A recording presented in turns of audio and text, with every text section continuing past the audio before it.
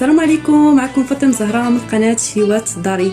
اليوم جبت لكم واحد الاكله زوينه بزاف، اكله مصريه سميتها الفلافل، زوينه بزاف. نخليكم مع المقادير. عندي 250 غرام ديال الحمص في الزكسون وبات ليله كامله في الماء. عندي 2 بيضات، عندي سكينجبير، عندي الابزار، عندي التحميره، عندي الملح، عندي البقدونس.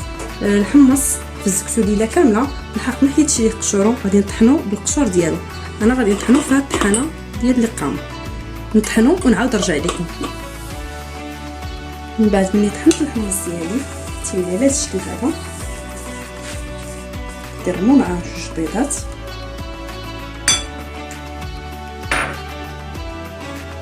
معلقه ديال السكينجبير،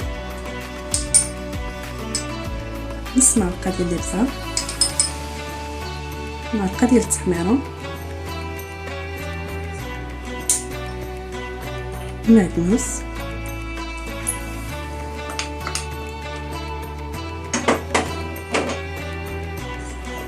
الملح.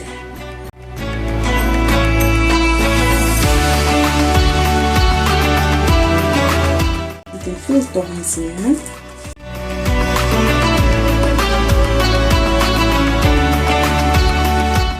اذا بغيتو تقدروا تزيدوا الحرور باش يجي حار شويه.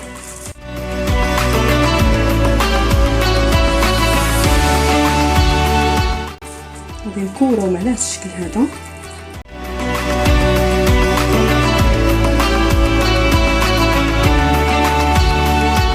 من بعد ما غنسالي التكوار ديالي غنخشوهم في الفريكو حتى يتكونجلاو، ونقليوهم مباشره في الزيت بلا ما يديكونجلاو.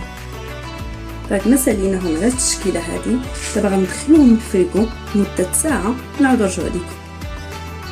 بعد ما داز الساعه المكانه جبت الفلافل ديالي من الفريكو، غنقليهم مباشره في الزيت.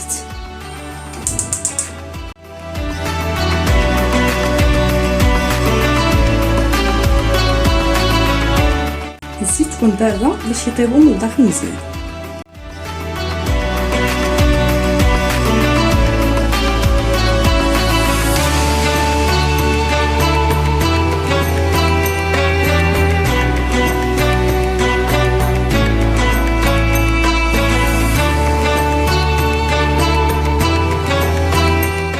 من بعد ما بداو تيتحمروا نقلبوهم على الوجه الثاني.